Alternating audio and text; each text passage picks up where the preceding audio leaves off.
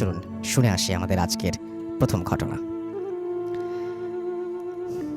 আসসালামু আলাইকুম প্রিয় রাসেল ভাই, আশা করি ভালোই আছেন আর আপনি সর্বদা আল্লাহর রহমতে ভালোর দলেই থাকেন। আমি জোবায়েদ হোসাইন ইতালির মিলান সিটি থেকে লিখছি। আমি এখানে একটি মিনি মার্কেট চালাই। কর্মসুবাদে আমার মিনি মার্কেটটি যে অ্যাপার্টমেন্টে রয়েছে তার ওপরে লোকদের সাথে স্বাভাবিকভাবেই বেশ ভালো রিলেশন। আমি সরাসরি ঘটনায় চলে যাচ্ছি। আমাদের মিনি মার্কেটের ওপর তলায় আমার এক ক্লায়েন্ট রয়েছে, যিনি একটা অন্য দেশের নাগরিক, ইকুয়েডরের নাগরিক, এবং তার নাম জুলিও। এমনিতে ও রাতে জব করত জানতাম, তবে কোথায় কি জব করত অত বিস্তারিত জানতাম না। ওর ডিউটি ছিল খুবই দীর্ঘ। প্রতিদিন সন্ধ্যা 7টা থেকে কিংবা 8টায় যেত আর ফিরত পরের দিন দুপুর 12টায় কিংবা 1টায়। ও কাজে যাবার সময় আমার মিনি মার্কেট থেকে কোমল পানীয়, জুস কিংবা অন্য সফট ড্রিঙ্কস কিনে নিয়ে যেত। গত সপ্তাহে একদিন কাজ থেকে ফিরে জুস কিনে বাসায় ফেরার সময় ওর সাথে থাকা ব্যাগটি আমার ক্যাশের সামনে ভুল করে রেখে যায়। পরবর্তীতে আমি ব্যাগটি পেয়ে একপাশে রেখে দিই। আমি ভেবেছি হয়তো অন্য কেউ রেখে গেছে, পরে হয়তো নিতে আসবে। তবে ব্যাগটি পাশে রাখার সময় আমি ব্যাগটি একবার খুলে দেখি এর মধ্যে কি আছে, কোনো আইডেন্টিফিকেশন বা আইডেন্টিফাই করার মতো কোনো কিছু আছে কিনা, বা অবৈধ কিছু কেউ রেখে গেল কিনা। এসব ভেবে খুলে দেখি জামা কাপড় আর একটা তসবির মতো, ঠিক তসবি না, হিন্দুদের পৈতার মতো ক্রস চিহ্নের লোহার একটা বস্তু। আমি ভাবলাম হয়তো হবে কোনো খ্রিশ্চান ধর্মের অনুসারী, হয়তো সে এগুলো দিয়ে তার ধর্মের চর্চা করে। ঠিক 2 দিন পর ওই ইকুয়েডরের লোকটি সকালে আমার দোকানে আসে কিছু কেনার জন্য। তখন আমার ক্যাশের পেছনে ব্যাগটি দেখতে পেয়ে বলে যে ব্যাগটি আমি এখান থেকে এখানে ফেলে গেছি, অথচ বাসায় খুঁজে অস্থির, গতকাল কাজেও যেতে পারিনি এর জন্য। আমি বললাম, ব্যাগ ছাড়া কাজে যেতে সমস্যা কি? আর আমি ব্যাগটি খুলে চেক করেছি যে কার বা কি কে রেখে গেছে। আমি তো দেখলাম জামা কাপড়, ক্রস টাইপের কিছু। ও তখন ব্যাগটা হাতে নিয়ে আমার সামনে আবার খুলে 2-3টা জিনিস বের করলো। ক্রস ছাড়াও আরও মালা ধাঁচের কিছু আছে, বলে যে এগুলো ছাড়া কাজে যাওয়া যায় না। আমি শুনে কিছুটা অবাক হলাম আর দুষ্টামি করে বললাম যে তুমি কি জাদুটোনা করো নাকি? ও হেসে বলল, না, জাদুটোনা করার সামর্থ্য আমার নেই। আমি যেই হাসপাতালে জব করি ওখানে রাতের ডিউটিতে সমস্যা হয়, তাই সেফটির জন্য এগুলো রাখি। আমি শুনে কিছুটা অবাক হলাম, আবার আগ্রহ বাড়ল শোনার। মনে মনে আপনাদের ভূত এফএমের কথা মনে পড়ল।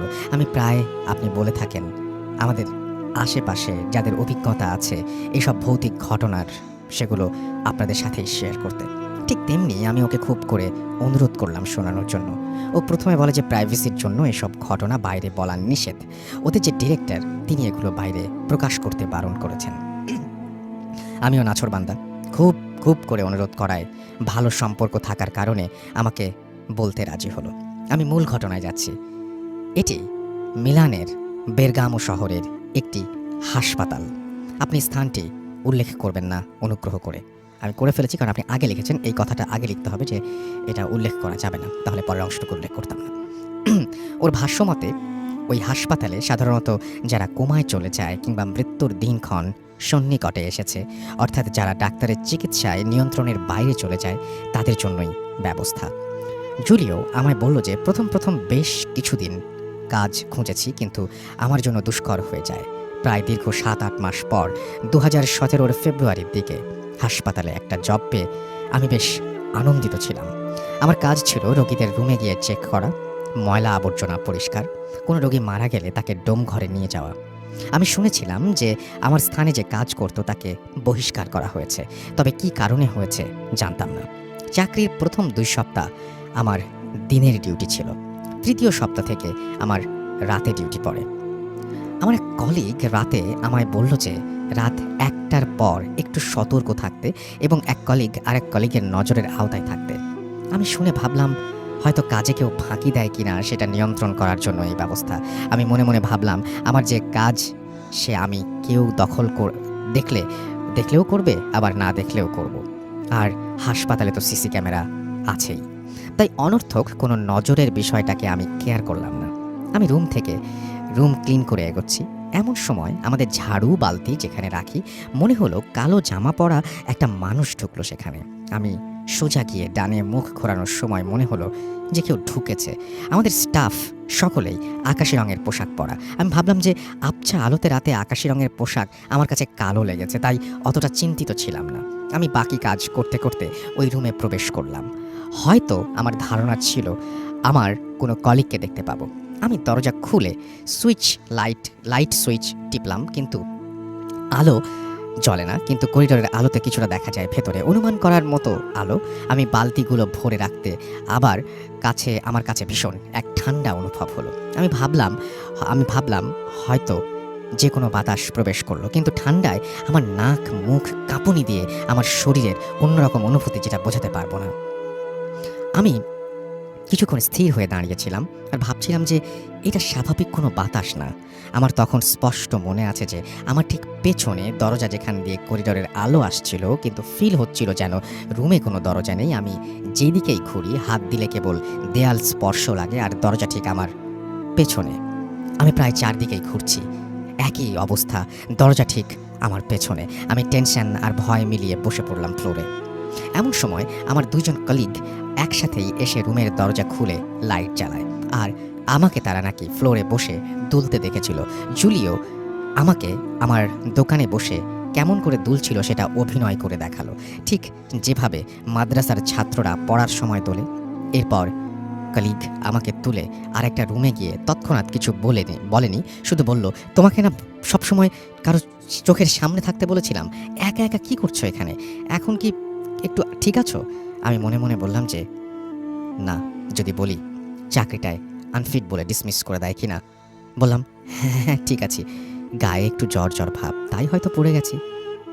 আমার ওই ঠান্ডা বাতাসটাকে মনে হয়েছিল জ্বর হবার পূর্বে মানুষের একটু ঠান্ডা আর কাঁপুনি দেয়। আমার কলিগরা কপালে হাত দিয়ে বলল, কই না তো, হয়তো ক্লান্ত, যাও আমাদের রেস্ট রুমে একটু জিরিয়ে নাও। এরপর আমাকে 2 দিনের বিশ্রাম দেয়া হয়।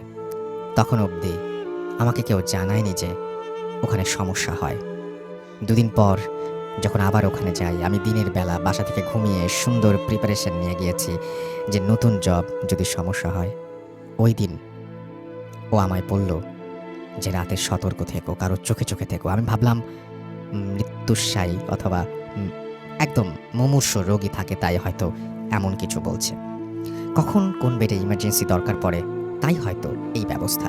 আমি হয়তো নিজের কাজ স্বাধীনভাবে করার চেষ্টা করতাম, যে দায়িত্ব তা পুরো করা রিল্যাক্স মুডে। ওই দিন তেমন কিছু ঘটল না। ঘটনা ঘটল এর ঠিক 2 দিন পর। ওই দিন সন্ধ্যায় একে একে 5 জন মানুষ মারা গিয়েছে, তাই কাজের চাপও একটু বেশি। 2 জনের আত্মীয় স্বজন এসেছে, আর বাকি 3 জনের কেউ আসেনি খবর নিতে, হয়তো কাল বা পরশু আসবে। আমি আর কলিগরা মিলে লাশগুলো ডোম ঘরে নিয়ে গেছি। রাত তখন 2:30 মতো। আমার ভীষণ বাথরুম চেপেছে। আমি যথারীতি বাথরুমে গিয়ে বাথরুম করছি। হসপিটালের বাথরুমের কমোডের সাথেই দিকে একটা জানালা, কাঠের মধ্যে কাচ বসানো জানালা। আমার কাছে একটু অস্বস্তিকর লাগছে, হয়তো ওই বাইরের দিকে চোখ পড়াতে।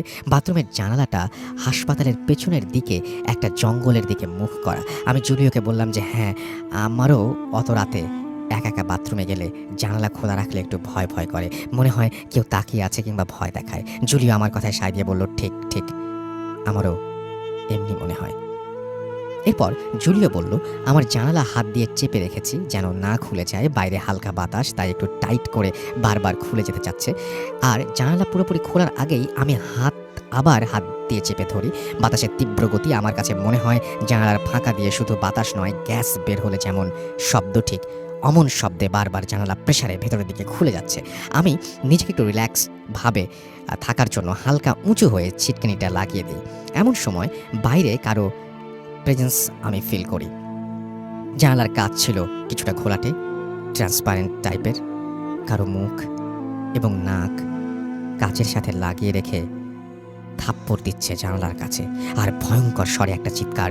আমার কাছে মনে হলো যেন জানালার ছিটকিনি লাগানোতে ওই জিনিসটা খুব খুশি হয়নি, আমাকে ভয় দেখাতে পারছে না। আমি ওই জানালার জিনিসটার চিৎকার শুনে প্রচণ্ড ভয়ে আমার কলিগদের ডাকার জন্য বা বাঁচাও বলে চিৎকার দেওয়ার জন্য চেষ্টা করছি, কিন্তু আমার কাছে মনে হচ্ছে যেন আমি বোবা। শুধু আর্তনাদজনিত শব্দ বের হয় গলা দিয়ে, কিন্তু বোঝার মতো কোনো শব্দ বের হচ্ছে না। আমি ওই জিনিসটা কাচের সাথে মুখ চাপ দিয়ে তো রেখেছেই, এবং সরানোর জন্য আমি যেই না থাপ্পড় দিচ্ছে এবং থাপ্পড় দিচ্ছে আর গোঙানির মতো চিৎকার করছে। আমি প্রচণ্ড ঘেমে আধা টয়লেটরত অবস্থায় ওখান থেকে লাফ দিয়ে দূরে সরে যাই।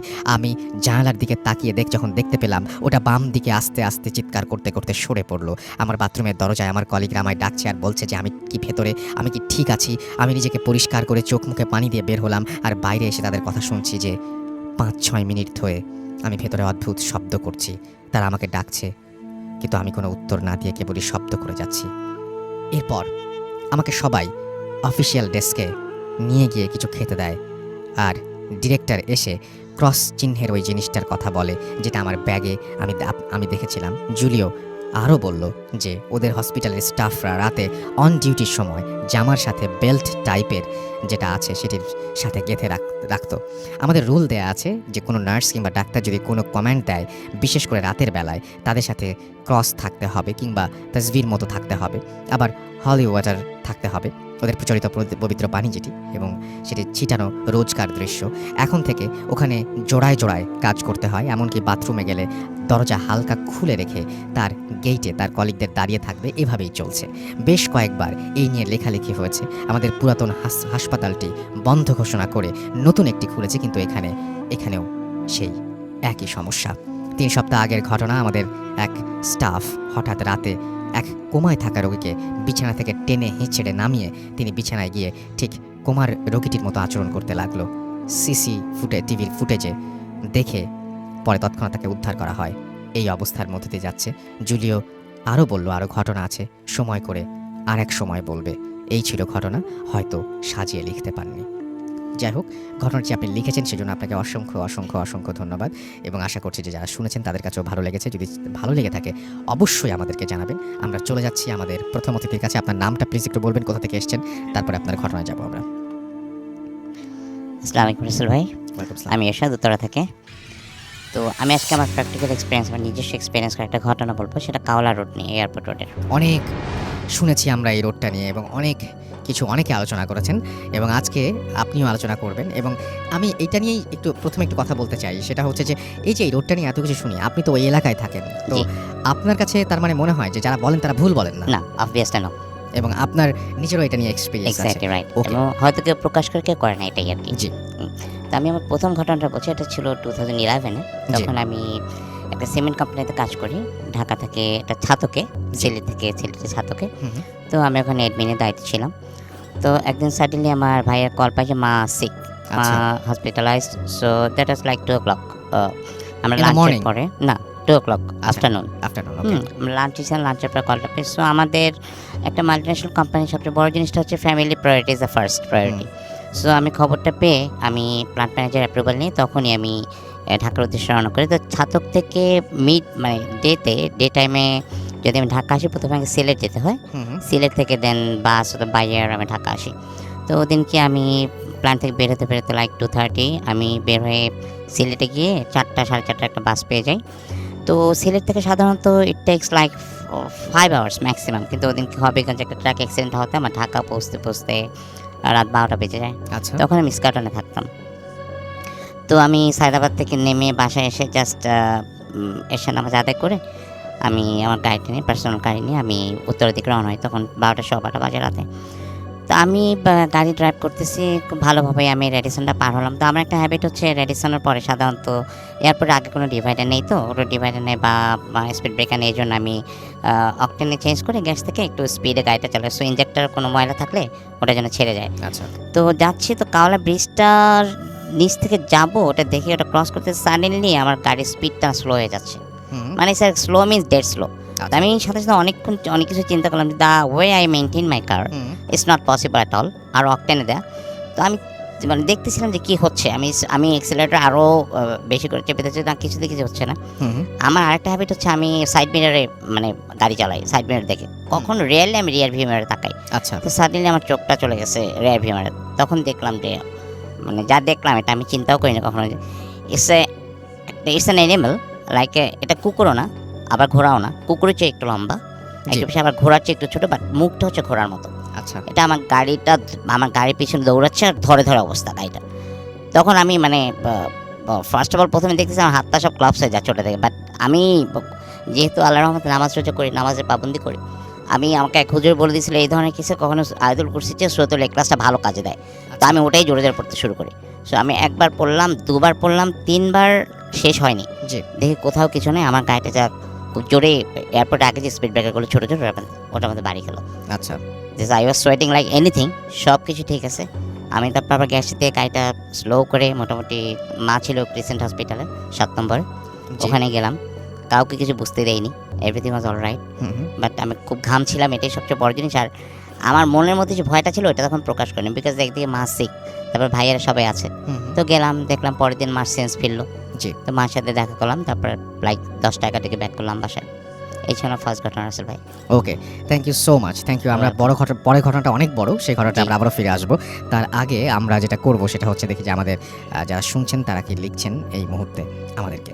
এবং আমি দেখতে পাচ্ছি যে আমাদেরকে অনেকেই লিখছেন, এবং আমি দেখতে পাচ্ছি যে আমাদের সাথে রোহান লিখেছেন, আমাদের সাথে আছেন তিনি, এবং তিনি ভয় পেতে চান। রাফিকুল ইসলাম আমাদের সাথে আছেন, এবং তিনি বলছেন যে আচ্ছা, তিনি এই মুহূর্তে আমাদের সঙ্গে আছেন এবং দোয়া চেয়েছেন সবার কাছে। ইন্ডিয়া থেকে লিখছেন, রাইট?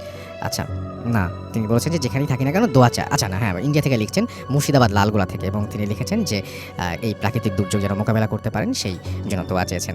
সবাই দোয়া করি সব কিছু ঠিকঠাক থাকুক। আবরার আহমেদ রাজু আমাদের লিখেছেন, তিনি ভূত এফএম লাভ করেন, তাই ভূত এফএম শোনেন। আমাদের সাথে রিয়াদ সান, আমি টুইটার থেকে আগে শুরু করেছি, ভালুকা থেকে শুনছেন, এবং আমাদের সঙ্গে আছেন দেখতে পাচ্ছি সঞ্জিদা রহমান নিশি, এবং তিনি হ্যালো ভাইয়া, আজকের ওয়েদারের সাথে ভূত এফএমটা is too perfect, way too perfect. আচ্ছা, ওকে। আমাদের সঙ্গে আছেন শান্তা ইসলাম, এবং তিনি the first incident was good. আমাদের সঙ্গে আছেন দেখতে পাচ্ছি হাসিবুল হাসান রিফাত, এবং তিনি বলছেন তার লেখা পড়া হয় না কেন। আমি তো পড়ছি, একে একে পড়ছি। আপনি 3 মিনিট আগে লিখেছেন, এবং 3 মিনিট আগে আপনি যে মেসেজটা পাঠিয়েছেন সেটাই হচ্ছে যে আমার মেসেজ পড়া হয় না কেন। আমাদের সঙ্গে আছেন আরিফুর রহমান, এবং ইমেলটা বেশ ভালো লেগেছে সেটা তিনি বলেছেন। আবরার আহমেদ রাজু আমাদের সঙ্গে আছেন, এবং তিনি বলছেন যে কেউ বিশ্বাস করুক বা না করুক আমি ভূত এফএমের সাথেই আছি। আমাদের সাথে আছেন সাইফুল ইসলাম SR, এবং তিনি আমাদের সঙ্গে এই মুহূর্তে শুনছেন আমাদেরকে। আবরার আহমেদ রাজু আমাদের সঙ্গে আছেন। আমাদের সঙ্গে আছেন দেখতে পাচ্ছি মোহাম্মদ রাফিউর রহমান রাহাত, ফার্স্ট ইমেলটা ভালো ছিল। প্রিন্স নূর আমাদের সঙ্গে আছেন। আমাদের সঙ্গে আছেন মইনুর সাগর, এছাড়াও আছেন জিসান উল হাবিব তনয়, আমাদের সঙ্গে আছেন দেখতে পাচ্ছি। এছাড়াও সাগর আমাদের সঙ্গে আছেন, MH সোহাগ আমাদের সঙ্গে আছেন, তাওহিদ আফ্রিদি, তামিমুল ইসলাম আমাদের সঙ্গে আছেন, রাকিব হাসান আমাদের সঙ্গে আছেন, প্রিন্স RK আমাদের সঙ্গে আছেন, আমাদের সঙ্গে আছেন মেহেদি হাসান শাকিল, এছাড়াও শাহিন খান জেমস আমাদের সঙ্গে আছেন, MD রাজন আমাদের সঙ্গে আছেন, নাজমুল হাসান আমাদের সঙ্গে আছেন, আমাদের সঙ্গে আছেন রাজীব হাসান মিঠুন, জায়েদ মাহমুদ আমাদের সঙ্গে বরিশাল থেকে আছেন, এছাড়াও সাকিবুল ইসলাম শিমুল আমাদের সঙ্গে আছেন, আরও অনেকেই আমাদের সঙ্গে আছেন।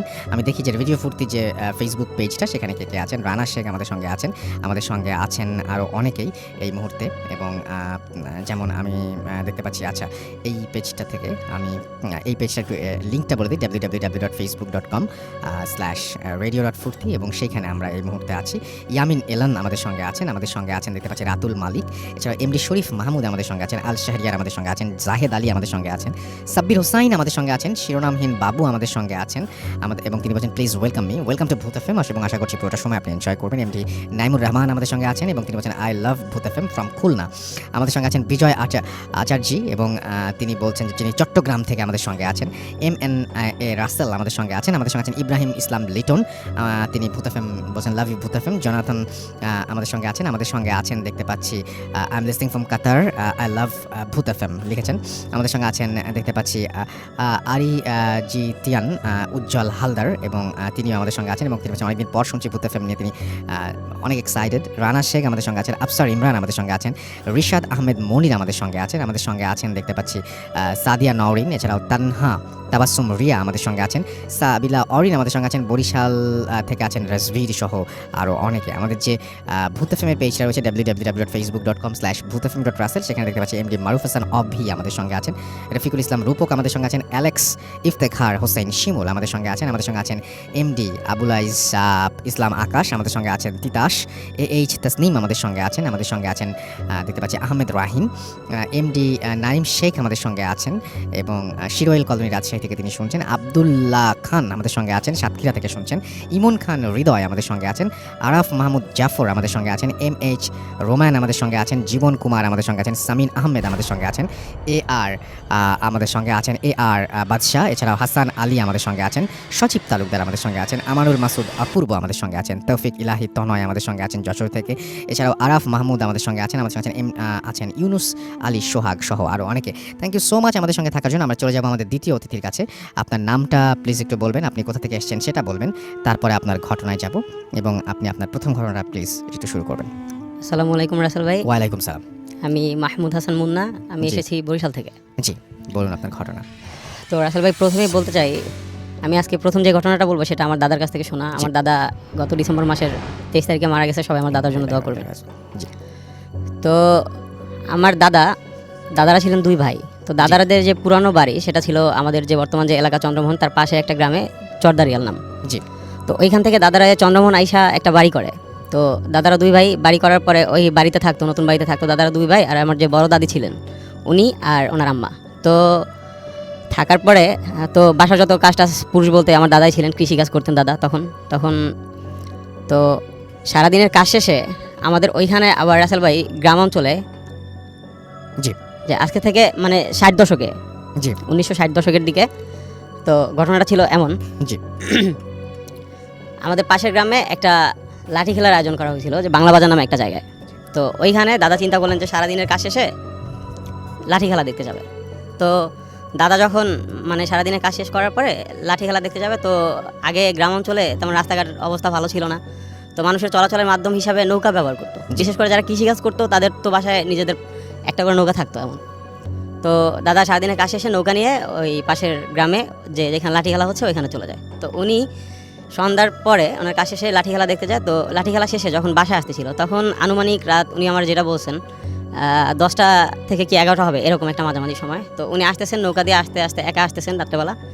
তো গ্রাম অঞ্চলে 10টা 11টাই অনেক রাত্র। তো উনি যখন খালের একটা পাড় দিয়ে আসতেছিলেন, তো খালটা ছিল বিলের সাথে মানে অ্যাডজাস্ট করা। তো ওই সময়টা ছিল বর্ষাকাল, পানিতে পুরা ভরা ছিল। তো উনি খালের পাড় দিয়ে যখন আসতেছিলেন, কিছু দূর যাওয়ার পরে উনি দূরে একটা আলো দেখতে পায়। তো যখন আলোটা দেখতে পায়, তো উনি নৌকা চালায় যখন আলোটার কাছাকাছি চলে আসে, তো দেখে যে ওইখানে একটা ঘাট ছিল, ওই ঘাটের পাড়ে একটা মহিলা দাঁড়ানো। তো ওনারে মহিলা হাত দিয়ে ইশারা করতেছে নৌকাটা থামানোর জন্য। তো উনি নৌকাটা থামানোর পরে উনি যেটা দেখছে, তো ওই যে মহিলা ওনারও চিনে, আমাদের এলাকার এক লোক, ওনার নাম ছিলেন জব্বার, ওনার আম্মা। জি। তো উনি বলতেছে যে বাবা, তুমি আমার একটা উপকার করবা, আমার স্ত্রীর তো মানে এই প্রসব বেদনা উঠছে, তুমি একটু কষ্ট করে, আমাদের ওই গ্রামে একটা মহিলা ছিলেন দাইমা, যিনি উনি আবার ওই মানুষের বাড়ি যায় এই কাজ করতেন, মানুষের সাহায্য করতেন। তো আমার একটু ওই যে খান নামে একটা বাড়ি ছিল, তো ওইখানে নামাই দিবা একটু কষ্ট করে, আমাদের বাড়িতে কোনো পুরুষ মানুষ নেই, ওনার ছেলে আবার আর্মিতে চাকরি করতো তখন। জি। তো উনি অত কিছু ভাবে নাই, তখন উনি চিন্তা করলো যে মানুষের সাহায্য করি। তো উনি উঠানোর পরে উনি নৌকা চালাচ্ছে। তো তখন রাসেল ভাই ওই সময়টা ছিল ভাটা চলতেছিল তখন। তো উনি পিছনে ফিরে দাঁড় বাইতেছিল নৌকার। তো ওইটা পাওয়ার পরে কিছু দূর যাওয়ার পরে আমার দাদা আবার কি করতেন, স্মোক করতেন। তো উনি চিন্তা করলো যে এখন একটা সিগারেট ধরাই, যেহেতু একটু ঠান্ডা লাগতেছে। তো উনি সিগারেট ধরানোর জন্য, সিগারেটটা ছিল আবার পিছনে, উনি সেটা নেওয়ার জন্য একটু পিছনে তাকায়। তো রাসেল ভাই তাকানোর পরে উনি ফার্স্ট যেটা দেখে, তো সেটা হলো গিয়া ওই যে মহিলার হাতে একটা কুপি টাইপের একটা দেখছিল প্রথম। তো আসলে এটা কুপিও না, ওটা কিসের আলো, উনি ওইটা আজকে পর্যন্ত আমার যখন বলছে তখনও মানে ওটা জানতে পারেন ওটা কিসের আলো ছিল। জি।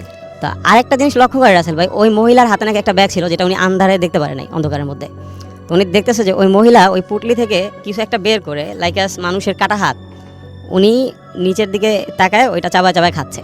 তো রাসেল ভাই এটা দেখার পরে দাদা মানে খুব বেশি ভয় পায়। তো হঠাৎ করে ওই মহিলা মানে টের পেয়ে গেছে, ওনার দিকে তাকাইছে। তাকানোর পরে দাদা আল্লাহর নাম নিতেছিল তখন। তো ওনার টার্গেট ছিল একটাই, নৌকাটা কোনো একটা ভাবে খালের সাইড করে উনি লাফ দিবে ওইখান থেকে, নৌকা থেকে। তো উনি কোনোভাবে নৌকাটা সাইড করে খাল থেকে লাফ দেয়। তো লাফ দেওয়ার পরে উনি দৌড় দেওয়ার চেষ্টা করে। তো উনি দৌড় দিয়ে কিছু দূর যায় সামনে, ওনার কাছে মনে হইতেছিল যে উনি যতই যাচ্ছে মানে ওনার হাত পা সব অবশ্যই আসতেছে, হাত পা চলতেছে না ওনার। কিছু দূর যাওয়ার পরে উনি দেখতেছে যে ওই মহিলা ওনারে হাত দিয়ে ইশারা করে ডাকতেছে। তো উনি অনেক কষ্ট করে আল্লাহর নাম নিতে মানে দৌড়ে কিছু দূর যায়। তো যাওয়ার পরে ওই আগে মানে বাড়িঘর ছিল একটু দূরে, তো উনি একটা বাড়ির কাছাকাছি চলে আসে। তো চলে আসার পরে ওই বাড়ির সামনে ছিল একটা তালগাছ। তো উনি দেখতেছে যে তালগাছ থেকে ধাপ করে একটা শব্দ হয়েছে। শব্দ হওয়ার পরে উনি দেখতেছে যে ওনার কিছু দূর সামনে একটা লোক, জুব্বা পরিহিত একটা লোক, 2 পা মেলে উনি দাঁড়ায় আছে ওনার সামনে। আর পিছন থেকে যে ওই মহিলা, উনি লাফায় রাসেল ভাই ওনার সামনে আসতেছে।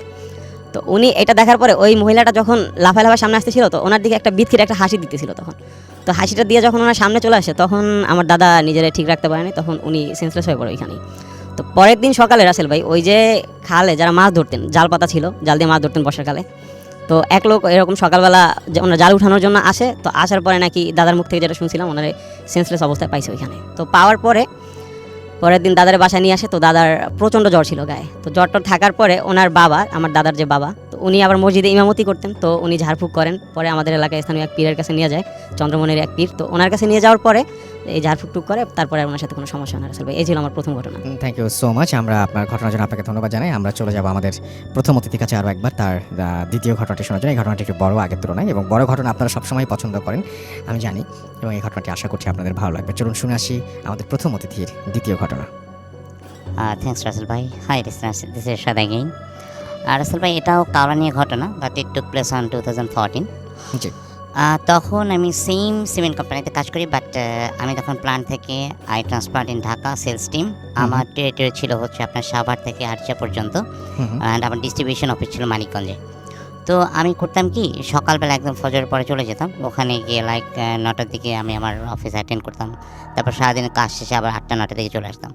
তো একদিন আমার একটা ফ্যামিলি ফাংশন ছিল, তো আমরা বাসা আসতে আসতে লাইক 2 o'clock হয়ে গেছে, মিড নাইট। তো আমি চিন্তা করলাম যে এখন আর কী করবো, কী ঘুমাবো, একসাথে আমি এখন ইয়েতে চলে যাই, মানিকগঞ্জে এখনই চলে যাই, ড্রাইভ করে যাবো, ড্রাইভ করে যাবো। তো ওখানে গিয়ে রেস্ট নিয়ে সকালবেলা না যাচ্ছে, সো এটাই আমি বেটার ফিল করলাম। Then I like 2:30 midnight আমি স্টার্ট করলাম বাসা থেকে, তখন স্কাটনেই থাকি। তখন ওখান থেকে আমি যাচ্ছি, তো এয়ারপোর্ট রোড হয়ে গিয়ে আমি আপনাকে যেটা আগে বলেছি যে আমি রেডিসনের পর থেকে অকটেন নিয়ে ওটা একটু ফাস্ট ড্রাইভ করতাম কারটা। তো অ্যাজ ইউজুয়াল আমি ওটা করে এখন মনে করেন যেখানে লেমেরিডিয়ানটা আছে হোটেল, তারপরে পিডিবির অফিসটা পার হয়ে আর একটু দূরে গেলে যখন মোটামুটি কাওড়া ব্রিজটা ফিজেবল, মানে মোটামুটি একদম স্পষ্ট দেখা যায়। তো আমি খেয়াল করলাম যে একটা লোক একটু উঁচু হয়ে আস্তে আস্তে রাস্তা ক্রস করছে, মানে আপনার লেফট থেকে রাইটে যাচ্ছে। কিন্তু আমি গান শুনতেছিলাম, আবার মানিকগঞ্জে যাব, হয়তো অন্য কিছু চিন্তা করতেছিলাম। আমি যদি একটু কনসেন্ট্রেশন দিতাম ওদিকে, আপনি একটা যে খেয়াল করবেন যে ওখানে কিন্তু আপনার কোনো গ্যাপ নেই, যেখান থেকে লোকটার মানে পার হয়ে রাস্তা দিয়ে চলে যাবে, ওইটা কিন্তু নেই, ওটা কিন্তু মানে গ্যাপলেস একটা। তো আমি দেখলাম যে উনি পার হয়ে মানে রাস্তাটা ক্রস করতেছে। তো আমি করলাম কি, যেহেতু আমার গাড়ি লাইক 110 আমি আস্তে করে একটু বাঁদিকে স্টিয়ারিংটা কাটলাম যে বাঁদিক থেকে আমি বের হয়ে যাবো। সাডেনলি ইটস লাইক মেবি আমার গাড়িটা 100-150 ইয়ার্স ওই লোকটা থেকে দূরে সে উল্টা দৌড় দিছে, জাস্ট উল্টা দৌড় দিছে। আচ্ছা। উল্টা দৌড় দিয়ে মানে তখন মানে আমি তো এমনিতে আপনার বাঁদিকে স্ট্যান্ডটা কেটে বাঁদিকে ঘুরে যাই, এখন যে উল্টা দৌড় দিছে আমার তো আর কিছু নেই, আমি তো ওই স্পিডে আই ক্যান ব্রেক মাই কার, কারণ আমার গাড়ি উল্টে যাবে। আমি তখন ডান দিকে স্ট্যান্ডে ঘুরেছি, আর অটো স্ট্যান্ডটি জোরেই ঘুরে গেছে। আমি ওই লোকটাকে উড়াই দিয়ে চলে গেছি, উড়ে, এবং আমি আমার গাড়িটা খুব জোরে গিয়ে আমার ডিভাইডের সাথে ইয়ে করলাম। তখন ওই গাড়িটা ছিল ফান কার্গো, একটা ফান কার্গো, ওটার হ্যান্ড ব্রেকটা হচ্ছে আপনার ইয়েতে পায়ে, লেফট পায়ে, আর ব্রেক তো আছে, আমি দুইটা একসাথে চেপে ধরছি। চেপে ধরে আমার রাইট সাইডটা ফুললি ড্যামেজ হয়েছে, গাড়িতে স্টপ হয়ে গেছে। আমার কিছু হয়নি আলহামদুলিল্লাহ, আমার সিট বেল্টটা বাঁধা ছিল। আমি বসে বসে চিন্তা করতেছিলাম যে একটা তো মানে স্পট ডেড হয়ে গেল। কিন্তু ওয়ান থিং রাসেল ভাই, যখন ওই লোকটার উপর দিয়ে আমার গাড়িটা যায় আমি কিন্তু কিছু ফিল করি না, কিন্তু আপনার একটা চলন্ত গাড়ির মধ্যে আপনি যখন কিছু একটা আপনাকে কিছু বাধা দিবে, আপনার গাড়িটা কিন্তু একটু ফিল করবেন, শেক করলো বা কিছু বাড়ি খেলা একটাই হবে। আমি কিন্তু কিছু ফিল করিনি। আমি অনেকক্ষণ বসেছিলাম গাড়ির মধ্যে, বসে চিন্তা করতে এখন কী হবে। এর মধ্যে যদি ইটস লাইক 3টা বাজে, তখন রাত 2-4জন লোক অলরেডি একটা বাস থেমে গেছে, কী হয়েছে। তখন আমি ডান দিকের দরজাটা খুলতে পারতেছি না, বাঁ দিকের দরজা দিয়ে নামলাম। নেমে আমি তো চারিদিকে তাকাচ্ছি, রক্ত বা মানে ব্লাড বা লোকের বডিটা কিন্তু কিছুই দেখতে পাচ্ছি না, nothing is there, everything clear. এখন সবাই আমাকে জিজ্ঞেস করতে কী হয়েছে ভাই, কীভাবে অ্যাক্সিডেন্ট করলে, রাস্তায় তো কোনো গাড়ি ঘোড়া নাই, কিন্তু আমার মুখ থেকে তো কোনো আওয়াজ নেই, আমি তো আওয়াজ করতে পারতেছি না, বিকজ আমি তো ওই যে ডেড বডিটা খুঁজতেছি কোথায়। অ্যাক্সিডেন্ট করে ফেলেছেন, আপনার ভালো লাগছে না এই কারণে। এক্স্যাক্টলি নো, কারণ আমি জানি যে আপনার গাড়িটা ভেঙে ফেলবে, এমনিতে আমাকে মাইর দিবে, এটা তো আমি কনফার্ম। কিন্তু মানে লাকিলি আর আনফর্চুনেটলি আমি কিছুই পারলাম না আসলে। ইট ওয়াজ লাইক এ ফেক একটা জিনিস। এবং আমার মনে হয় রাসেল ভাই, যে অনেকে বলে যে কেন অ্যাক্সিডেন্টটা হয় ওখানে, this the one reason I found it out in my life, যে দিস ইজ দ্য রিজন। অনেকে বলে না, এই যে অনেক দূর উনি গেল আবার দৌড় দিল উল্টো দিকে, দ্যাটস দ্য রিজন। এবং তারপরে ওই লোকজনে কয়েকজন ধরাধরি করে আমার গাড়িটা ঠেলে একটু রাস্তার বাঁদিকে নিয়ে গেল কর্নারে। দেন অনেকক্ষণ বসেছিলাম, নেক্সট 6টার দিকে উপরে একটা গ্যারেজ থেকে অনেক কষ্ট করে লোকজন এনে গাড়িটাকে মোটামুটি একটু মানে যেত দাঁড় করানো হলো। তো আমি ওইটা নিয়ে মোটামুটি আর যেতে পারলাম না মানিকগঞ্জে, ব্যাক টু দ্য প্যাভিলিয়ন, বাসায় চলে আসলাম, জি। এই আর কি। স্যার দ্যাট ওয়াজ ওকে। মাই আমি এই দুটো ঘটনা আমি চাইছিলাম যে আপনি একসঙ্গেই বলবেন। এই দুটো ঘটনা তো কাউলার ঘটনা, কিন্তু হ্যাঁ, আপনার সাথে ছাতকেও ঘটনা ঘটেছিল। হ্যাঁ, ছাতকে। সেই ঘটনাটা আমি আপনার কাছ থেকে একটু জানতে চাই, যে ঘটনাটা আপনার ছাতকে ঘটেছিল। দ্যাট ওয়াজ তখন ছাতকে তো দ্যাট ওয়াজ ইন 2007। আমি 2005 এ সিমেন্ট প্ল্যান্টে জয়েন করি। 2007 তো আমার একটা রুটিন ছিল, যেহেতু আমার ফ্যামিলি ঢাকা থাকতো, আমাদের প্ল্যান্টে কিন্তু একদিন ছুটি, অনলি ফ্রাইডে, আর এমনি ঢাকা অফিসে 2 দিন ছুটি। তো আমি করতাম কি, বৃহস্পতিবারে আমার অফিস শেষ করে রাতে বাসে উঠতাম, সকাল 4টার দিকে ঢাকা নামতাম, আবার ফ্রাইডে একটা 10 o'clock আমি এখান থেকে বাসে উঠতাম, পরদিন স্যাটারডে ছাতকে নেমে আবার অফিস করতাম। তো ছাতকে পৌঁছাতে এখান থেকে যেহেতু রাত 10টা 10:30টায় লাস্ট বাস, এরপর আর বাস নেই, ছাতকে ডাইরেক্ট বাস। তো আমরা ওখানে গেলে আমরা যেখানে থাকতাম ছাতকে, ওটা ছিল প্ল্যান্টের পরে লাইক আরও 1.5 কিলোস, ওটাকে আমরা হাউজিং কমপ্লেক্স বলতাম। আমরা ইম্পর্টেন্ট 48 মেম্বার্স, মানে 48 এমপ্লয়িজ আমরা কন্টিনিউয়াসলি ওখানে থাকতাম। ওটা করতে হলে আমাদের সুরমা নদীতে ক্রস করতে হতো। আমাদের ইঞ্জিন বোট ছিল, বাট ইঞ্জিন বোটগুলো 6টার আগে চলতো না, due to the safety reason. ওটা রাত 10টার সময় ক্লোজ হয়ে যেত, মানে আমাদের সি শিপ চলে আসার পর ক্লোজ, তারপরে আবার সকাল 6টার সময় আবার স্টার্ট করতাম আমরা। তো ওটাও আমার আন্ডারে ছিল। সো আমি তো মানে being the in-charge, I can violate the rules, যেটা পলিসি, তাই না? তো আমাদের নদীর এপারে যারা আমরা এরকম ফ্রিকোয়েন্ট ঢাকা ট্রাভেল করতাম, নদীর এপারে একটা গেস্ট হাউস ছিল। তা আমরা ওই 2-3 ঘন্টা ওই গেস্ট হাউসে রেস্ট নিতাম। তো মে মাসে 2007-এর মে মাসে আমি এরকম একটা ইয়েতে এরকম যাই, শুক্রবার ঢাকা থেকে রওনা করি। তো রওনা করবার রাত 2টার মতো আমরা সিলেটে পৌঁছে যাই, বিকজ ওয়েদার ওয়াজ কুল। কিন্তু সিলেট থেকে শুরু হয় আপনার অঝোর বৃষ্টি, এত আর ছাতকের অধিকৃত এমনিতে বৃষ্টি খুব বেশি হয়, অনেক বেশি হয়। তারপরও আমরা মোটামুটি 3:30টার মধ্যে ছাতকে পৌঁছে যাই। তো আমি যেহেতু একটা ফ্রিকোয়েন্ট ট্রাভেলার ছিলাম এবং প্রত্যেক সপ্তাহে আমি ঢাকা আসতাম, আমরা একটা মফিজ নামে একটা রিক্সাওয়ালা ছিল, স্ট্যান্ড বাই থাকতো প্রত্যেক শনিবারে। ওকে আমি একটা মোটা একটা হ্যান্ডসাম অ্যামাউন্ট দিতাম, যেটা নাকি ইউজুয়াল রেন্ট হচ্ছে অনেক বেশি। তো আমার জন্যই ওয়েট করতো। তো আমি কি মফিজকে পেলাম ওখানে, তো 3:30 বাজে। আমি ওকে ডেকে তারপর বললাম, এখন আমাদের ছাতক বাস স্ট্যান্ড থেকে আমাদের গেস্ট হাউসে যেতে 2টা ওয়ে আছে। একটাকে আমরা বলতাম যে পোস্ট অফিস লাইন, ওখান থেকে যেতে পারি ইউজুয়াল রোড। আর একটা ছিল, যদি ওইটা কোনো কারণে বন্ধ থাকে তাহলে আমরা বাজার ঘুরে শ্মশানের পাশ দিয়ে যেতাম। তো ওই দিনকে তো মফিজে ডাক দিয়ে আমি রিক্সায় উঠলাম, তখন অজোর বৃষ্টি হচ্ছে। তো মফিজ করলো পোস্ট অফিস থেকে না গিয়ে ডান দিক দিয়ে এই বাজারের মধ্যে। আমাকে কিরে মফিজ এদিক দিয়ে, কারণ না স্যার এত বৃষ্টি হয়েছে, ওখানে একটা কালভার্ট ছিল, কালভার্টে ডুবে গেছে, তো ওটা রাস্তাটা পুরাই ডুবা। আমি বললাম ওকে ফাইন। যাওয়ার সময় দেখি শ্মশানের মধ্যে আগুন জ্বলে। তা বলে এত বৃষ্টির মধ্যে কেমনি আগুন জ্বলে মফিজ? বলে স্যার সন্ধ্যার পর একটা পোড়াইছে ওখানে, তো ওই যে ওদের কি একটা রিচুয়াল আছে, ওই জন্য টিন দিয়ে ঢাকা রাখছে, আগুনটা যেন না নিভে। আচ্ছা, এবার আমি লাইক ওখান থেকে 4টা বাজতে 5 মিনিট বাকি 10 মিনিট বাকি আমি গেস্ট হাউসে পৌঁছে গেছি। পৌঁছে 101 নম্বর রুমে সিকিউরিটি চিনি, সিকিউরিটি খুলে দিল রুম। আমি একটু ফ্রেশ হয়ে তারপরে মাথাটাতে মুছে ড্রেস চেঞ্জ করে আমি বাথরুমের লাইটটা অন করে একটু, মানে আমি আবার লাইটের মধ্যে ঘুমাতে পারি না, একটু প্রবলেম হয়। তো একটু যেন লাইট আসে এটা করে, আর সারা রাতে জানি তো বিছনায় ঘুমলাম, এসিটা অন করে দিয়ে বিছনায় শুলাম, সাথে সাথে ঘুম। আমার মনে হয় রাসেল ভাই ইটস লাইক 10-15 মিনিটস আমি ঘুমাইছি। এমনি আমার একটা অভ্যাস আছে, আমি ডান দিকে ফ্রেশ হই সবসময়। সাডেনলি আমার শ্বাস বন্ধ হয়ে যাচ্ছে, শ্বাস আমি করতে পারতেছি না, হাত পা নাড়াতে পারতেছি না। তো আমি মানে পুরোপুরি জেগে গেছি, মানে পুরোপুরি কনসাস, আর আনকনসাস মোটেই না। আমি খুব চেষ্টা করতেছি কথা বলার জন্য, কোনো কথা মুখ থেকে আসতেছে না। ওই যে আপনার বাথরুমের যে অল্পটুকু আলো, যে ঘরটা আলো হয়ে আছে, সাডেনলি আমার পায়ের দিকে নজর গেছে, দেখি যে একজন দাঁড়ানো আমার পায়ের কাছে।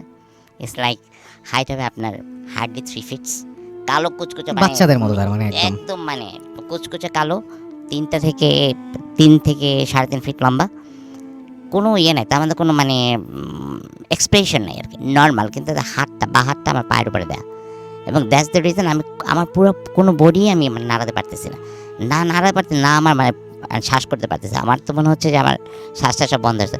তো তখন আমি সূরাতুল ইখলাস পড়া শুরু করলাম। আমার ওই একটাই, আমি একবার হুজুরে বলে দিয়েছিলাম আমাকে পড়তে, আমি ওইটা ছাড়া আমার এখন কোনো কারণে এইটাই আমার মনে আসে। তো আমি পড়া শুরু করছি, 1বার 2বার পড়ছি, 3বার পড়তে হয় না, সব কিছু ফাইন, এভরিথিং ওকে। আমি উঠলাম, বিছনা দিয়ে উঠলাম, উঠে বাথরুমটা বন্ধ করে দিয়ে রুম লাইটটা জ্বালাই দিলাম, জ্বালাই আবার শুয়েছি। এবার আমি করলাম কি, ডান দিকে না ফিরে লম্বা শুয়ে বা হাতটা চোখের উপরে দিয়ে রাখছি, যেন মানে লাইটটা আড়াল করার জন্য, আর দিয়ে শুয়েছি। এবং আমার মনে হয় যে তখনই ঘুমায় পড়লাম। আবার 10-15 মিনিট মনে হয় আবার সেম অবস্থা। এখন আমি যে আমার হাতটা যে নাড়াবো, হাতটা যে সরাবো, আমি হাতটা সরাতে পারতেছি না। আমি অল্প তাকায় যা দেখলাম, দেখছি আমার হাতগুলো ইটস লাইক ইলেকট্রিক্যাল থাম, ইলেকট্রিক্যাল যে পিলারগুলো আছে এরকম মোটা একটা হাত। আমি কীভাবে সরাবো? মানে এত মোটা হয়ে গেছে, এত মোটা আমার হাত লাগতেছে, আমার কাছে আচ্ছা। এত মোটা এবং এত ওয়েট যে আমি এটা সরাতে পারতেছি না হাতটা, ওজন অনেক বেশি মনে ওজন হচ্ছে। অনেক বেশি, এবং আমি কোনোদিন ফিরতেও পারতেছি। তো আমি আবার পায়ের দিকে তাকিয়ে দেখে ওই লোকটা দাঁড়ায় আছে ঠিকই, লোকটা বলবো না, মানে কোনো কিছুর সাথে তার আমি আই ক্যান সে যে এটা এরকম দেখতে ওরকম দেখতে, ইটস লাইক একটা আকৃতি, ইটস হিউম্যান আকৃতি, মানে Shape একটা। Shape right right. তো তখন আমি কি করবো, আমি আবার সূরাতুল ইখলাস পড়া শুরু, এবার পুরোপুরি 2বার পড়লাম, 3বার পুরোপুরি পড়লাম, তখন দেখলাম যে সব একদম এভরিথিং নর্মাল। তখন আমি নেমে সিকিউরিটি ডাক দিলাম যে তুই একটা চেয়ার নিয়ে এখানে বস, আমার রুমের সামনে একটু ঘুমাই। এটা করতে করতে ফজর আজান দিল, দেন তো আলহামদুলিল্লাহ উজু করে নামাজ পড়লাম, নামাজ আদায় করে তারপরে এভরিথিং হলো। কিন্তু মানে এফেক্টটা যে হলো, আমি 8:30 আমাদের অফিস ছিল, যখন অফিসে গেলাম প্রচণ্ড জ্বর, এবং 2টার সময় আমাকে প্ল্যান ম্যানেজমেন্ট বাইরে ঢাকা পাঠালো, এবং আমি কন্টিনিউয়াসলি 7 দিন প্রচণ্ড জ্বরে ভুগলাম। আমার ফ্যামিলি অনেক সাফার করেছে ওই সময়টায়, এবং 8 দিনের দিন আমি এবার প্ল্যান্টে জয়েন করলাম আর কি গিয়ে। That was my third story. Thank you so much আপনার ঘটনার জন্য, আপনাকে অনেক অনেক ধন্যবাদ, এবং আশা করছি আপনাদেরও ভালো লেগেছে। এবং আমি এবার কিছু মেসেজ পড়তে চাই। আমি দেখতে পাচ্ছি যে আমাদের এখানে অনেকেই আছেন। আমাদের সঙ্গে আছেন এই মুহূর্তে অজিত বাল্মীকি, এবং তিনি লিখেছেন আই লাভ ভূত এফএম আমাদের সঙ্গে। এছাড়াও আরও অনেকে আছেন, তানজিম আহমেদ তমহাল আমাদের সঙ্গে আছেন, এবং আমাদের সঙ্গে আছে, এবং তিনি বলেছেন ইমেল করার জন্য কি বাংলায় ইংলিশে লিখতে হয়? না, আপনি যেভাবে এখানে কমেন্টটা লিখেছেন পুরোপুরি বাংলায়, সেভাবেও আপনি লিখতে পারেন। আপনার যেভাবে সুবিধা আপনি সেভাবে লিখবেন, বাংলা তো সবসময় প্রেফার্ড। আমাদের সঙ্গে আছেন আরিফিন মাহমুদ সুজন, এবং আমাদের তিনি বরিশালের ঘটনাটা শুনেছেন, এবং আমাদের সাথে আছেন এমটি মামুন, এবং আমাদের সঙ্গে আছেন শামীম সালমান, সৌদি আরব থেকে তিনি শুনছেন ফুর্তি অ্যাপ দিয়ে, শত ব্যস্ততার মাঝেও একটা এপিসোডও মিস করি না। থ্যাংক ইউ সো মাচ আমাদের সঙ্গে থাকার জন্য। সাদমান শাহিব আমাদের সঙ্গে আছেন, ওয়েল লিসনিং ফ্রম সিসিআর। আমাদের সঙ্গে আছেন দেখতে পাচ্ছি রেদওয়ান হৃদয়, নাইস স্টোরি। আমাদের সঙ্গে আছেন NH রাজ, ফার্স্ট স্টোরিটা অনেক ভালো হয়েছে সেটা তিনি জানিয়েছেন। আমাদের সঙ্গে আছেন সামজিদ আরিয়ান শ্রাবণ, আমাদের সঙ্গে আছেন সিল্কি শিমুল, আমাদের সঙ্গে আছেন দেখতে পাচ্ছি রায়হান আহমেদ, সারোয়ার আলম, লিমন হাসনাত আমাদের সঙ্গে আছেন, ইমতিয়াজ শুভ আমাদের সঙ্গে আছেন, প্রত্যয় খান আমাদের সঙ্গে আছেন, আমাদের সঙ্গে আছেন কাজী সামিয়া, মাহমুদুল হাসান আমাদের সঙ্গে আছেন, এমডি নাহিদ আমাদের সঙ্গে আছেন, শাওন আমাদের সঙ্গে আছেন, কালকে এক্সাম তাও তিনি ভূত এফএম শুনছেন। আমাদের সঙ্গে আছেন নাজমুল হাসান, সাকলাইন আহমেদ ফোরকান আমাদের সঙ্গে আছেন, আমাদের সঙ্গে আছেন দেখতে পাচ্ছি এছাড়াও প্রিন্স আমান, এবং তিনি অ্যাপ দিয়ে শুনছেন। আমাদের সঙ্গে আছেন MD Habibur, currently I mean Saudi Arabia, love you Bhoot FM. আমাদের সঙ্গে আছেন দেখতে পাচ্ছি এছাড়াও আশিক ইসলাম, এবং তিনি বলছেন যে আমার কমেন্ট পড়া হয় না, যে পড়ে ফেলা তার কমেন্ট। ইমন খান হৃদয়, অসাধারণ ঘটনাটি প্রচুর ভয়ঙ্কর ঘটনা যেটা শুনলেন তিনি বলছেন, thank you so much. Ishtiaq Shuvo আমাদের সঙ্গে আছেন, মাহমুদুল হাসান আমাদের সঙ্গে আছেন, নাইস স্টোরি লিখেছেন। মিকাত হাসান আমাদের সঙ্গে আছেন। আমি কিন্তু ভূত এফএমের যে পেজটা আছে সেখান থেকে পড়ছি, www.facebook.com/bhutfm.russell। আমাদের সঙ্গে আছেন দেখতে পাচ্ছি এছাড়াও MH বাঁধন, আমাদের সঙ্গে আছেন দেখতে পাচ্ছি ইসমাইল হোসেন, কাতার থেকে শুনছেন তিনি। রেদওয়ান হৃদয় আমাদের সঙ্গে আছেন, আমাদের সঙ্গে আছেন ইশতিয়াক আহমেদ শুভ, উল্লাপাড়া বিজ্ঞান কলেজ হোস্টেল থেকে শুনছেন। মাহমুদুল হাসান আমাদের সঙ্গে আছেন, আমাদের সঙ্গে আছেন নাজিয়া হাসান, এই ঝড়ের রাতেও মিস দিলাম না। আমাদের সঙ্গে আছেন দেখতে পাচ্ছি এমডি রুবেল ইসলাম, রাজশাহী থেকে তিনি শুনছেন আমাদেরকে। আমাদের সঙ্গে আছেন রফিকুল ইসলাম রূপক। আজকের স্টোরিগুলো অনেক ইন্টারেস্টিং। আমাদের সঙ্গে আছেন দেখতে পাচ্ছি আবরার আহমেদ রাজু, সব মিলে সাথে আছেন ঝিনাইদা থেকে। আমাদের সঙ্গে আছেন অমিল মিলন, এছাড়াও আমাদের সঙ্গে আছেন দেখতে পাচ্ছি হাজি রুবেল খান সহ আরও অনেকে এই পেজটাতে। Thank you so much. Radio Foorti যে পেজটা সেখানেও অনেকে আছেন এই মুহূর্তে। আমাদের সঙ্গে আছেন রোহান চিশতি, নরসিংদী থেকে তিনি আছেন। আবদুল্লাহ শেখ আমাদের সঙ্গে আছেন। এবং এই পেজে আপনি একটা মজার জিনিস দেখবেন, সেটা হচ্ছে যে এই পেজের কাভার পেজটা আপনি দেখবেন radio ফুর্তির, which is www.facebook.com/bhutfmradio.furti, www.facebook.com/radio.furti। এটাতে দেখবেন যে আমাদের ভূত এফএম সম্পর্কে একটা মানে কাভার ফটো বা কাভারের যে জায়গাটা, যে ভিডিও, সেই ভিডিওটা আপনি দেখবেন যে সেখানে কিছু ইনফরমেশন দেওয়া আছে, you can check it out.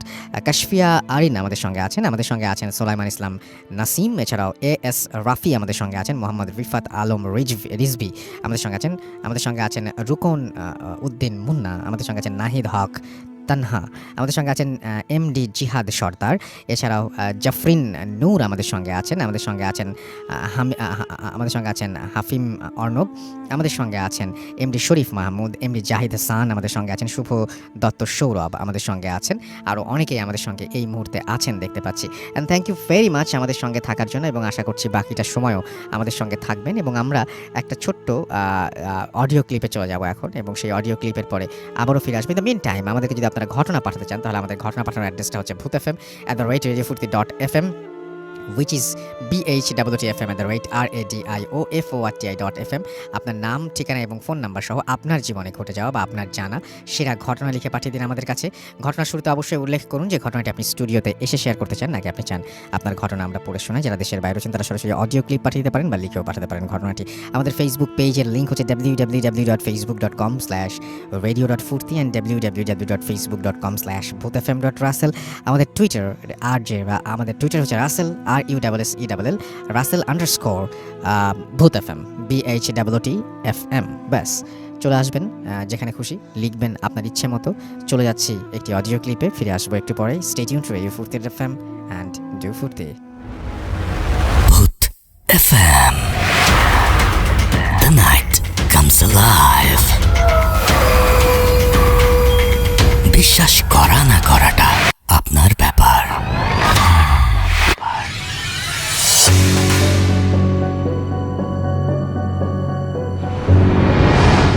নমস্কার রাসেল ভাই, আমি দীপ। অনেকদিন পর আমি ভূত এফএমে অডিও স্টোরি পাঠাচ্ছি কলকাতা থেকে।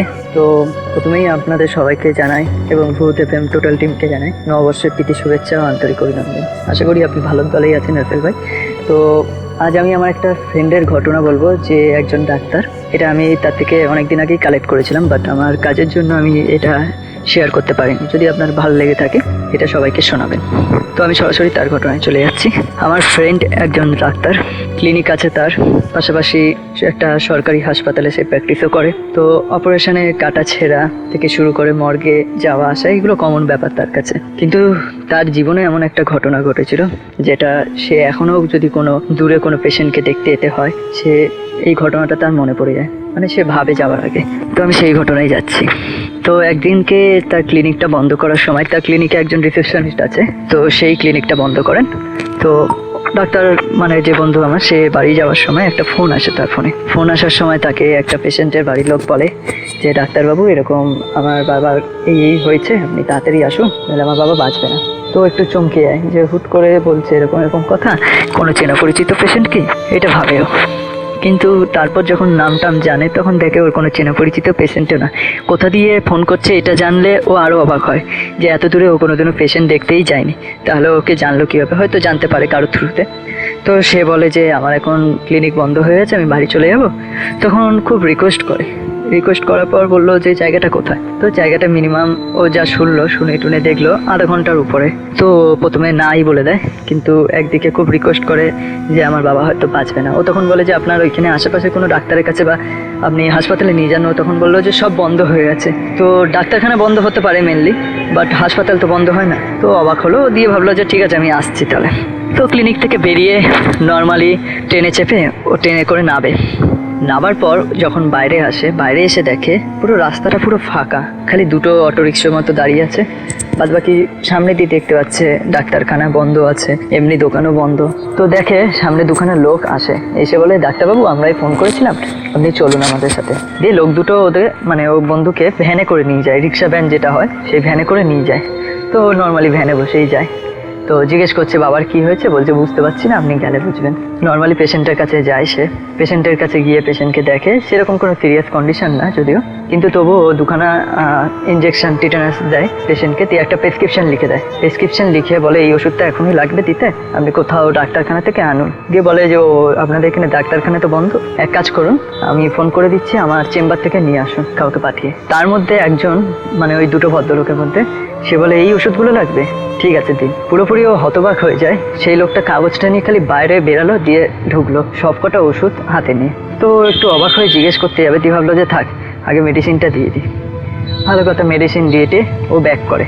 বলে ঠিক আছে এবার আমি বেরিয়ে যাবো, আমার দেরি হয়ে যাচ্ছে, এই মেডিসিনগুলো দিয়ে দেবেন, আর যদি কোনো রকম প্রবলেম হয় কাল সকালে উঠে হাসপাতালে বা ডাক্তারকে দেখিয়ে নেবেন। তো নর্মালি ওরা ফিস দিয়ে দেয় বন্ধুকে, ফিস দিয়ে বলে ওনার বাবা বলেন যে ডাক্তারবাবুকে ছেড়ে আসো ভ্যানে করে। তো ডাক্তার বলে যে না, বন্ধুটা আমার বলে যে থাক, আমায় ছাড়তে হবে না, আমি এখান থেকে নর্মালি কিছু পেয়ে যাবো। তো ও ভালো মতো জানতো যে ও কিছুই পাবে না, কিন্তু ও মানে ভরসা করে উঠতে পারছিল না ওই দুই ভাইকে, এমনকি ওর বাবাকেও। তো নর্মালি বেরিয়ে যাওয়ার পর দেখে দূর দিয়ে একটা লোক আসছে ভ্যানে করে। নর্মালি ও ভ্যানটা দাঁড় করানোর পর সেই লোক বলে আগে কি হয়েছে বলুন, বলছে আমাকে একটু স্টেশন অবধি ছেড়ে দেবেন। তো সেই লোকটা একটুখানি মাথা চুলকে বলছে ঠিক আছে বসুন স্যার, কিন্তু আমার ভ্যানে তো একটা ডেড বডি আছে, আপনারাও ভয় পাবেন না তো, অসুবিধা নেই তো। ও নর্মালি বলে যে না, ডেড বডি আছে তো কি হয়েছে। বলছে ও তখন ভ্যানওয়ালাটা বলে ও আপনি তো ডাক্তার স্যার, আমি ভুলেই গেছিলাম। ও আরও অবাক হয়ে যায়। ও ভ্যানওয়ালাকে জিজ্ঞেস করে যে তুমি কি করে জানলে আমি ডাক্তার, বিকজ ওর গলায় কোনো স্টেথোস্কোপ এইসবও ছিল না। তো ভ্যানওয়ালা হেসে ভ্যান চালাতে শুরু করে। তো একটা পর্যায়ে ও ভ্যানওয়ালাকে জিজ্ঞেস করে তোমাদের গ্রামে এরকম ফাঁকা কেন, এত কোনো কিছু দোকান সব বন্ধ হ্যান ত্যান এরকম কেন। তখন বলে আপনি বুঝে যাবেন ঠিক স্যার। যে স্টেশনের কাছে এসেই লোকটা এবার বলছে পিছন দিয়ে ও শুনতে পাচ্ছে কেউ চিল্লাচ্ছে, ওই দাঁড়া এরকম সামথিং। তো ভ্যানওয়ালাকে বলছে এই দাঁড়াও, কেউ কারা আসছে মনে হচ্ছে। তখন ভ্যানওয়ালা বলে ও কিছু না। তখন বন্ধুটা বলছে না তুমি দাঁড়াও দিয়ে ও নেমে যায় এক প্রকার বন্ধুটা। তখন ভ্যানওয়ালা ভ্যানটা স্টপ করে। ও যখন পেছন ঘুরে দেখে ভ্যানওয়ালা নেই, কিন্তু ও এসে গেছে স্টেশনের সামনে। এমন সময় 2-4টে লোক আসে, এসে বন্ধুটাকে ধরে বলে আপনার তো সাহস কম না, আপনি এরকম আমার বাবার লাশটাকে এইভাবে করে ভ্যানে নিয়ে চলে আসছেন চুরি করে, আপনি কে, আপনাকে পুলিশে দেবো হ্যান ত্যান। ও পুরোপুরি আকাশ থেকে পড়ে। ও তখন ডাইরেক্ট নিজের বিবরণ দেয় যে আমি অমুক, কিন্তু বিবরণ দেওয়ার সময় ও পুরোপুরি প্রায় বলতে গেলে সেন্সলেস হয়ে পড়ে, এরকম অবস্থা। ও যে লোকগুলো সামনে ছিল তার মধ্যে 2জন লোককে দেখে, যে পেশেন্ট দুখানার যে বাড়ির ছেলে 2জন ওকে পিক করতে এসেছিল, তাদের 2জনকে দিয়ে বলে আমি তো আপনার বাড়িতে গিয়ে আপনার বাবাকে দেখে এলাম, আপনি এবার আমাকে চোর বলছেন। ওই লোক দুটো মানে যারা এসেছিল 4জনের মধ্যে ওই 2টো লোক ওর দিকে তাকিয়ে থাকে, বলে আমার বাবাকে দেখে এলেন, এটা কার লাশ। যখন লাশটার মানে তোলে, কাপড়টা তোলে, তখন দেখছে ও যেই পেশেন্টকে দেখেছিল তার লাশ ওটা। সঙ্গে সঙ্গে ওইখানে অজ্ঞান হয়ে পড়ে। এটাও অনেকে মানতে চায় না যে ডাক্তার যারা ভূতে বিশ্বাস করে না বা প্যারানর্মাল অ্যাক্টিভিটিস তাদের সাথে হতে পারে না। ও আমাকে নিজে বলেছে যে ও নিজেও বিশ্বাস করতো না এইসবে, বাট এরকম একটা অ্যাক্টিভিটিস হওয়াতে সত্যি সেন্সলেস হয়ে পড়ার পর স্টেশনে ওইখানে স্টেশন মাস্টার যে আছে তার রুমেই ওকে নিয়ে যাওয়া হয়। সব লোক ওকে গোল হয়ে ঘিরে ধরেছিল। ও যখন মানে সেন্সলেস অবস্থা থেকে ওঠে, যখন ওর চোখে মুখে জল ছেটানো হয়, তারপরে ও নিজের পরিচয় দেয় যে অমুক ডাক্তার একজন ওইখানে।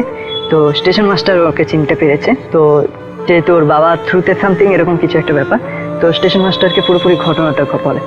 তখন সবাই অবাক হয়ে যায় যে কীভাবে এটা পসিবল। এমনকি ওদের যে লোকগুলো ছিল তাদের বাড়ির পুরো মানে বাড়িটা কোন জায়গায়, কী বৃত্তান্ত সব কিছু এভরিথিং বলে দেয়। তো এরকম একটা ঘটনা ঘটার পর ও ঠিক করে যে দুটো পেশেন্ট হলেও হয়তো কাউকে সাথে নেবে, কিংবা উইদাউট এনি ইনফরমেশান ওইভাবে যাবে না। তো এই ঘটনাটাও আমার কাছে শেয়ার করেছিল। আমি জানি না এটা কার ভয় লেগেছে, বাট আমার মনে হলো আমি তাই পাঠালাম। যদি ভালো লাগে